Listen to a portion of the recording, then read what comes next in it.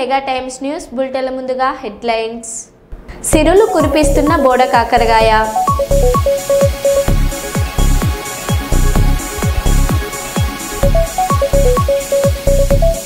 BRS ముఖ్య నేతలతో అధినేత కేసీఆర్ ఇష్టాగోష్ఠి.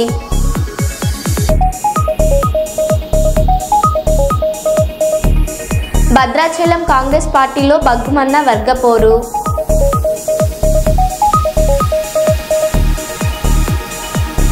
నేటి నుంచి కురవిలో సిపిఐ మైబాద్ జిల్లా మహాసభలు.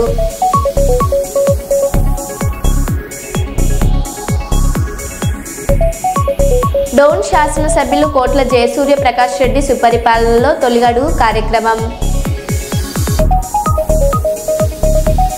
మంత్రి బీసీ జనార్దన్ రెడ్డికి జన్మదిన శుభాకాంక్షలు తెలిపిన యువ నాయకులు.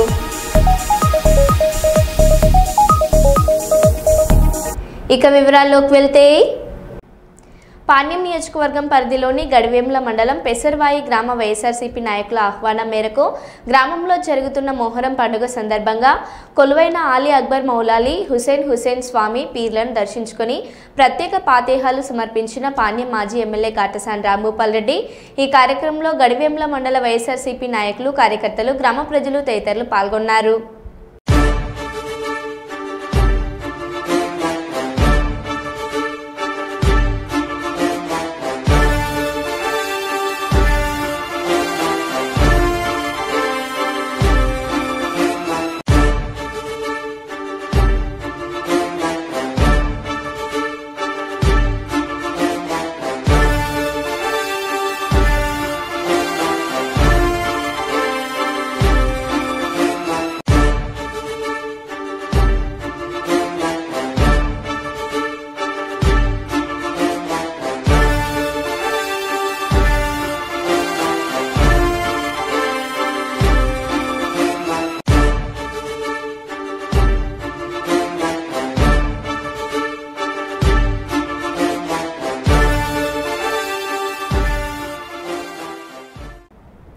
ఉమ్మడి కర్నూలు జిల్లా పాణ్యం నియోజకవర్గంలో అధికార పార్టీ, ప్రతిపక్ష పార్టీలు పోటాపోటీగా తగ్గేదే లేదులాగా కార్యక్రమాలు జోరుగా సాగుతున్నాయి.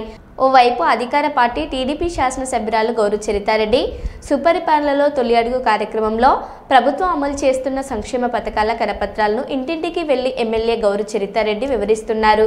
మొహరం పండుగ సందర్భంగా పీర్లకు ప్రత్యేక పూజలు చేశారు. మరోవైపు ప్రతిపక్ష పార్టీ వైఎస్ఆర్సీపీ మాజీ శాసనసభ్యులు కాటసాని రాంభూపాల్ రెడ్డి ఇంటింటికి వంచన బాబు షూరిటీ మోసం గ్యారంటీపై ఇంటింటికి ప్రచారం చేస్తూ కరపత్రాలను పంచుతున్నారు. మొహరం పండుగ సందర్భంగా పీర్లకు ప్రత్యేక పూజలు చేశారు. పాణ్యం నియోజకవర్గంలో స్వపక్ష, ప్రతిపక్ష పార్టీలు తగ్గేదే లేదులాగా కార్యక్రమాలు ఎమ్మెల్యే, మాజీ ఎమ్మెల్యేలు పాణ్యం నియోజకవర్గంలో చేస్తున్నారు.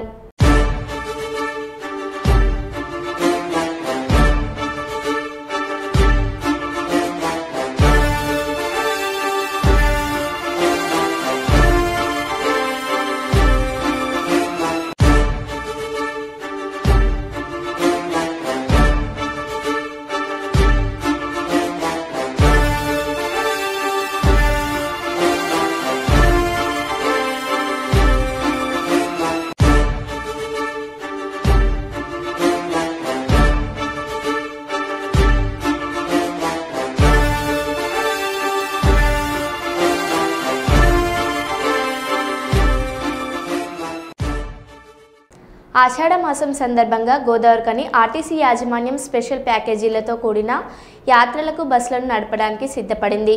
ఈ మేరకు శుక్రవారం యాత్రలకు సంబంధించిన ప్యాకేజీ టూర్ కరపత్రాలను Ramagundam MBI Santosh Reddy, urologist doctor Kundarao Gopikanth చేతుల మీదుగా ఆవిష్కరించారు. ఈ సందర్భంగా డిపో మేనేజర్ మాట్లాడారు.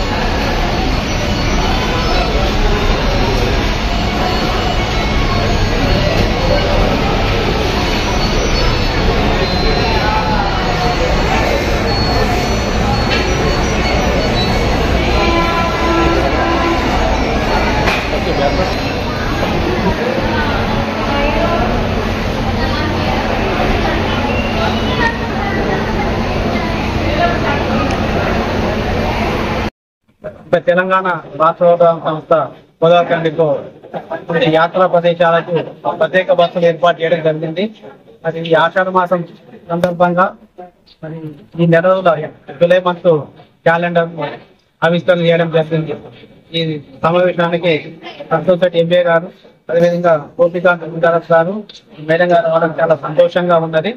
మరి దీనికి ప్రత్యేకమైన ధన్యవాదాలు తెలియజేస్తూ మరి ఈ జూలై క్యాలెండర్ లో అరుణాచలం యాత్రకు గోదావరి ఏసీ బస్సు అందించడం జరుగుతుంది. మరి గతంలో కూడా సూపర్ లగ్జరీ బస్సులు, ఏసీ బస్సులు ప్రొవైడ్ చేయడం జరిగింది. మరి భక్తుల కోరిక మేరకు వివిధ క్షేత్రాలైన శ్రీశైలం, అన్నవరము, తర్వాత సిల్కోరు, బాలాజీ, చింతలు, ఇవే కాకుండా మరి రాబో రోజులలో రామేశ్వరకు, తర్వాత షిరిడి, అయోధ్య, కాశీ ఇలాంటి పుణ్యక్షేత్రాలకు ప్రత్యేకమైన బస్సులు ఏర్పాటు చేయడం జరుగుతుంది. కాబట్టి గోదావరి పెద్దపల్లి జిల్లా వాసులందరూ మరి యాత్రా ప్యాకేజ్ ని దీనిని సద్వినియోగం చేసుకొని ఈ యొక్క పుణ్యక్షేత్రం దర్శించుకోవాలని, ఇదే కాకుండా మీ బృందం కానీ లేకుంటే మీ టీమ్స్ ఎవరైనా ఒక 25 నుండి 30 మంది కనుక వచ్చి మీరు ఏ చోటికి ప్రయాణం అడిగినా, ఏ ప్రాంతానికి అడిగినా కూడా మేము బస్సులు ఎక్కడానికి సిద్ధంగా ఉన్నాము. కాబట్టి మా ఎంపీ గారి కొత్త టూరిజం ప్యాకేజీ స్టార్ట్ చేయడం జరిగింది. మరి గత వారం స్వర్ణగిరికి 50 గంటలకు బస్సులు, ప్రత్యేక బస్సులు ఏర్పాటు చేయడం జరిగింది. అది పోయిన భక్తులందరూ చాలా హ్యాపీగా ఉన్నారు. మరి 50 గుంటలో కేవలం 15 నిమిషాల్లో దర్శనమైందని చెప్పి చాలా చాలా హ్యాపీగా ఫీల్ అయినారు. కాబట్టి మా ఆర్టీసీ వాళ్ళు కూడా అక్కడ గైడ్ ఉంటారు కాబట్టి మీకు దర్శనం కానీ అవి కానీ చాలా సులభంగా అవుతున్నాయి. పోయిన వాళ్ళందరూ కూడా చాలా హ్యాపీగా ఉన్నారు. చాలా వివిధ నుండి రహమతాబాద్ కూడా కొంతమంది అడగడం జరిగింది. కాబట్టి ఈ టూరిజం ప్యాకేజ్ ని అందరూ సద్వినియోగం చేసుకోవాలని మరి ఈ కార్యక్రమం చేసిన డాక్టర్ తర్వాత రమాకాంత్ గారికి, అలాగే ఎంఏ గారికి ధన్యవాదాలు చెప్తున్నాను. మీడియా మిత్రులకు అందరికీ కూడా పేరు పేరు అందరికీ ధన్యవాదాలు. Thank you.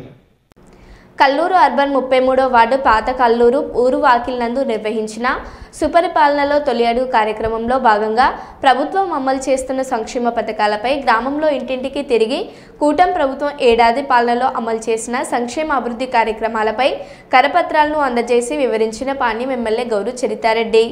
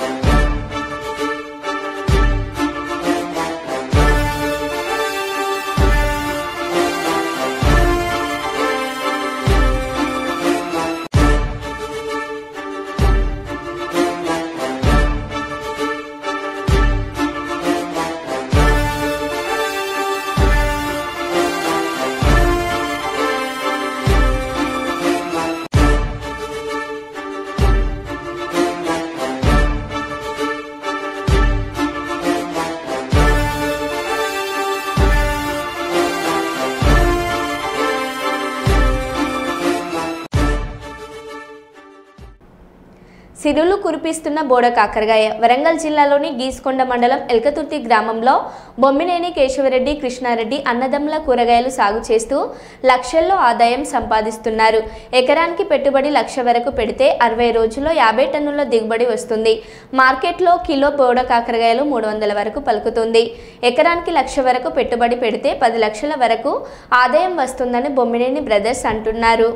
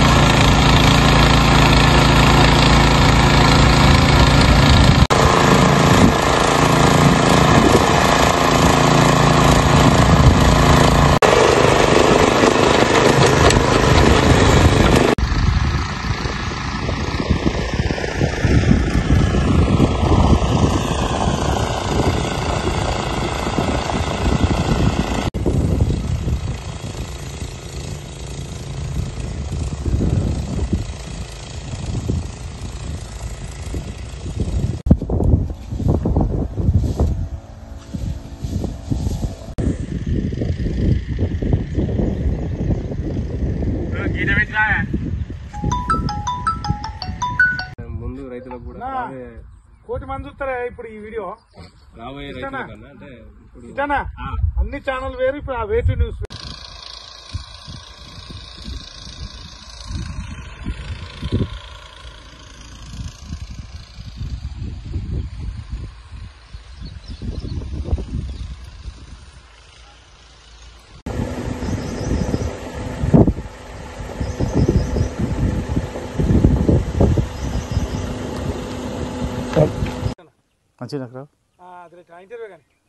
వరంగల్ జిల్లా ఎల్కుర్తి హవేలి గ్రామంలో ఒక రైతు బోడ కాకరకాయ సాగు చేస్తున్నారు. ఇప్పుడు ఆ రైతు దగ్గర మనం ఉన్నాం.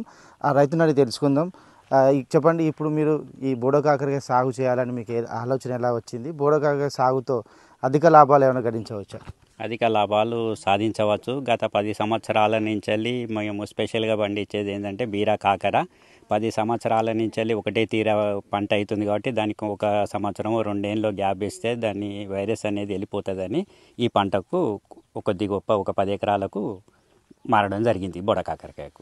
ఇప్పుడు ఈ బోడ కాకరకాయ మీరు అంతా వెదురు బొంగులతోనే ఏర్పాటు చేసుకుంటే జరిగింది. ఇప్పుడు దీనివల్ల మనం మిగతా రైతులకు ఏం చెప్తారు? అంటే ఈ సాగు చేస్తే బాగుంటుందా? ఏ విధంగా ఉంటుంది? సాగు చేసుకుంటే బాగానే ఉంటుంది, కానీ ఎవరు ముందుకు రావట్లేదు. ఈ కూరగాయల పంట ఖర్చు కూడా ఎక్కువనే ఉంటుంది. ఇవన్నీ ట్రాక్టర్స్ వేసుకున్నాడు చేపట్టి ఖర్చు ఎక్కువ ఉంటుంది కాబట్టి ఎవరు ముందుకు రావట్లేదు రైతులు. ఇప్పుడు వరి, పత్తి సాగు, మొక్కజొన్న సాగు చేస్తున్న రైతులకు ఈ విధమైన బోడ కాకరకాయ పంట చేయడం వల్ల ఏ విధమైన లాభాలు ఉంటాయి? మరొకటి ఏంటంటే మన వరంగల్లో ఈ పంట ఎవరైనా చేసిండ్రా? వరంగల్లో చాలా తక్కువ అండి, చాలా తక్కువ మంది చేస్తారు. పెద్ద మొత్తంలో చేసేదైతే మేమే చేస్తున్నామండి. ఇప్పుడు వరకైతే కూరగాయలు అన్ని తీర్ల పంటలు, ఏ పంట అయినా బీర కానీ, కాకర కానీ, సోరా కానీ, దొండకాయ కానీ ఏదైనా మా పెద్ద మొత్తంలో ఉంటాయి పంటలు. మార్కెట్లో వస్తారు, బయట వాళ్ళు వస్తారు. మన తెలంగాణ చూసుడు వరకే చూసి ఆనందించి సంతోషపడతారే కానీ మళ్ళీ చేసేందుకు ఈ కష్టానికి ఎవరు ముందుకు రావట్లేదు. అంటే వరి, పత్తి సాగుతో పోల్చుకుంటే ఇందులో కొంచెం ఎక్కువ శ్రమ వర్క్, అంటే మనకు ఈ శ్రమ ఎక్కువ పడుతుంటారు. ఇందులో 4 ఇంతల శ్రమ ఎక్కువ ఉంటుంది. శ్రమకు తగ్గట్టుగా ఆదాయం ఉంటుంది. ఏమున్నా వరి కానీ, పత్తి కానీ, ఈ చిల్లర పంటలకు ఎకరానికి పంట లాభం ఎకరానికి 20,000, 30,000 కన్నా ఎక్కువ లాభం చాలా తక్కువ. ఇది ఉంటుంది ఎకరానికి. ఎంత తక్కువ మామూలు పంట మామూలుగా వేసుకున్నా ఎకరానికి 1,00,000 రూపాయలైనా తక్కువలో మిగులుతాయి. అయినా కానీ ఎవరు ముందుకు రావట్లేదు, శ్రమ ఎక్కువ చేయబట్టి. ఇది బోడ కాకరకాయ సాగు చేసే రైతు చెప్తున్నది ఏంటంటే అధిక పెట్టుబడి, అధిక లాభం కూడా బోడ కాకరకాయ సాగులో వస్తుందని చెప్తున్నారు. తర్వాత మిగతా రైతులు కూడా కూరగాయల సాగులో ముందుకు రావాలని కూడా వారు చెప్తున్నారు. కెమెరామెన్ వెంకట్తో దిలీప్, KTimes TV. పాణ్యం మండలం గోరుకల్లు గ్రామంలో నిర్వహించిన సుపరిపాలనలో తొలి అడుగు కార్యక్రమంలో భాగంగా ఇంటింటికి తిరిగి కూటమి ప్రభుత్వం ఏడాది పాలనలో అమలు చేసిన సంక్షేమ అభివృద్ధి కార్యక్రమాల గురించి వివరించి కరపత్రాలు అందజేసిన పాణ్యం ఎమ్మెల్యే శ్రీమతి గౌరు చరితారెడ్డి. ఈ సందర్భంగా ఎమ్మెల్యే మాట్లాడారు.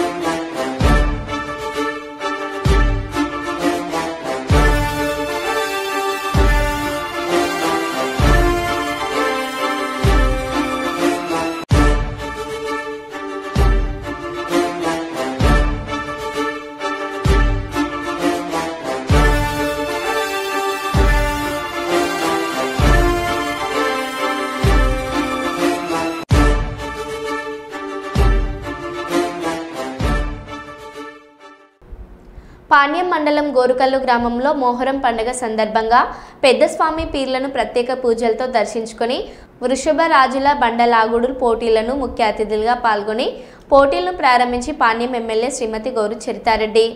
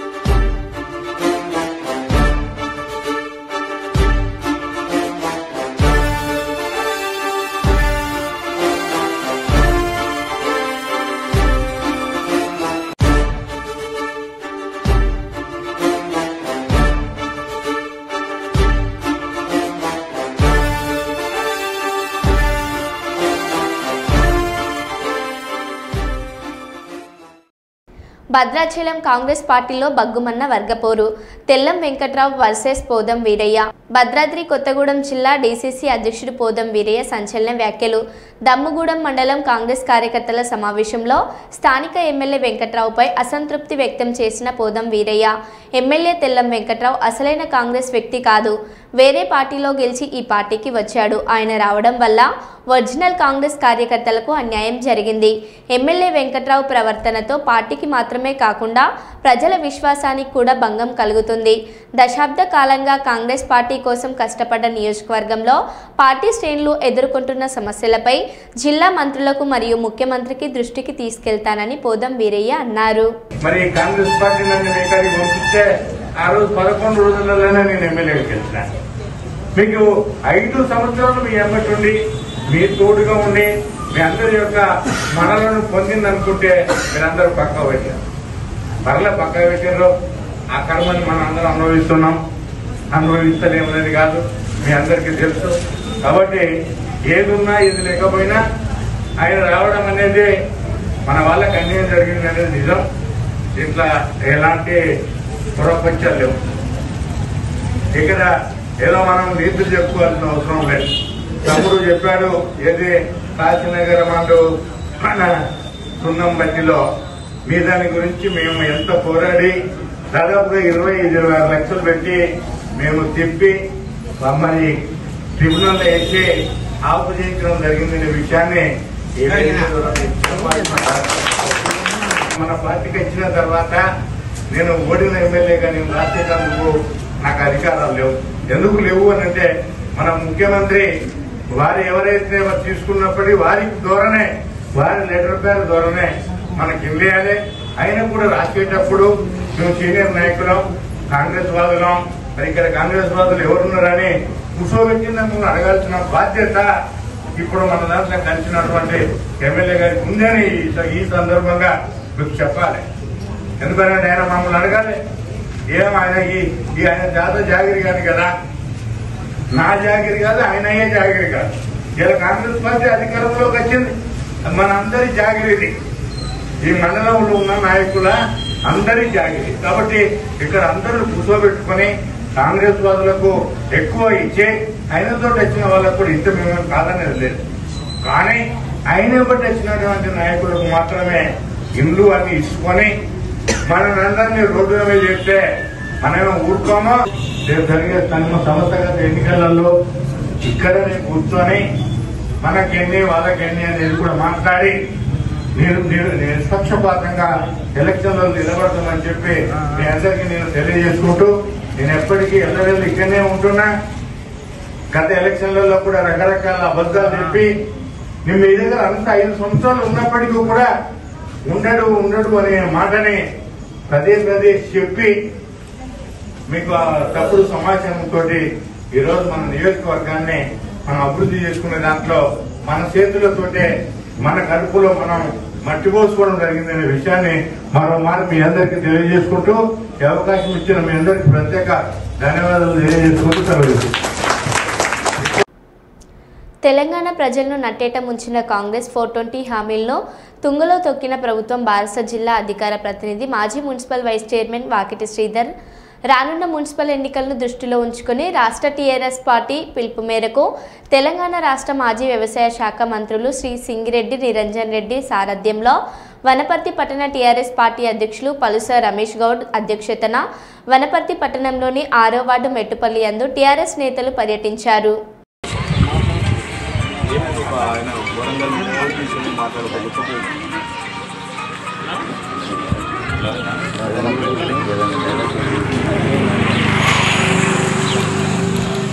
తెలంగాణ ఎస్ఎన్ఆర్ గారి నాయకత్వం, నినాదాలు. జై తెలంగాణ, జై తెలంగాణ, జై తెలంగాణ, జై తెలంగాణ, జై కేసీఆర్, జై కేసీఆర్, జై కేసీఆర్, జై కేసీఆర్. నాయకత్వం సింగిరెడ్డి నాయకత్వం, సింగిరెడ్డి నాయకత్వం, జై తెలంగాణ, జై తెలంగాణ. చేశారుంటే మాకు సరిలాగా ఇచ్చేది రైతు బంధు. ఇప్పటికి వెళ్ళిపోయారు, 2 పంటలు చెప్పాము, మొన్న వేసిండు. ఒడ్లై బోనాస్ ఇది వరకే రాలేదు చెప్పిండు కానీ ఇంత బో పెడతానని ఇంత కూడా ఇచ్చే తులంబంగారు ఇచ్చే పెళ్లి కానీ వాళ్ళకి పెళ్లి చేసి ఇల్లు కానీ వాళ్ళకి ఇల్లు చేసే పింఛన్ రావాలని పింఛన్లు ఇచ్చి 6,000 గుంటాళ్ళకి 7,000 ఇంకలాగా 10,000 కేసీఆర్ ఉన్నప్పుడు మాకు సంతోషం ఉంది. ఒడ్లు నీళ్ళు సారు ఒడ్లు తూకం చేసి 20 రోజులు అయింది, ఎండబెట్టి 20 రోజులు అయింది, లారీకి ఎత్తి 20 రోజులు అయింది, డబ్బు రాక 1 నెల అయింది, మొలకలు వచ్చాయి. మాకు 3 నెలల మా డబ్బు మాకు రావాలంటే కూడా మళ్ళీ లక్ష అయినా కూడా 10,000 కట్ అయి వచ్చినాయి. కొంచెంగా కట్ అయినాయి. కేసీఆర్ ఉన్నప్పుడు కట్ట కాలే మాకు. లోడ్ ఎత్తినాక మళ్ళీ ఆడ కాట చేసి మళ్ళీ కట్ చేసిండు, లక్ష కాడ 10,000 తగ్గించాడు. మాకు రైతు మీనికి ఎట్లా మేము కాంగ్రెస్ ఎందుకే గుర్తుంది. అజ్జీవన్ సివిల్ డిపార్ట్మెంట్ ఆఫీస్ వద్ద దుర్గామాత అమ్మవారి ఆలయ కమిటీ వారి అభ్యర్థన మేరకు నూతన పార్కు నిర్మాణం కోసం ఏర్పాటు చేసిన స్థలంలో శనివారం సింగరేణి సంస్థ E&M డైరెక్టర్ డి సత్యనారాయణరావు మొక్కలు నాటి నూతన పార్కు పనులను ప్రారంభించారు.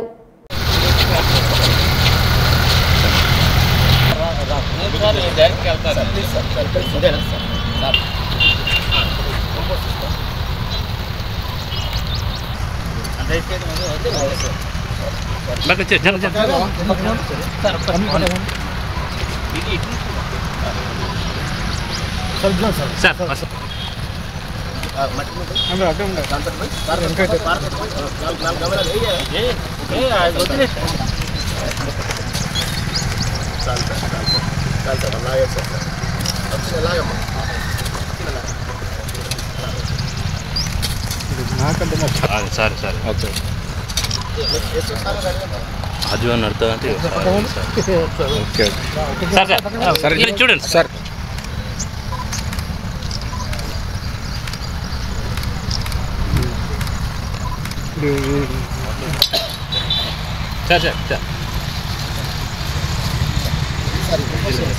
హలో హలో హలో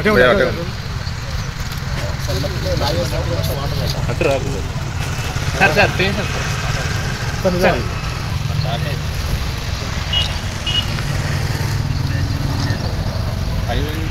ఇది జితేంద్ర అది కూడా చేయాలి, తీసుకోవాలి, ఎవరి లోకంటే అది చేసుకోవాలి. ఇది సార్ ఇంట్రెస్ట్ కాబట్టి సార్ పేరు పెట్టండి. ప్రాజెక్ట్ కూడా వస్తుంది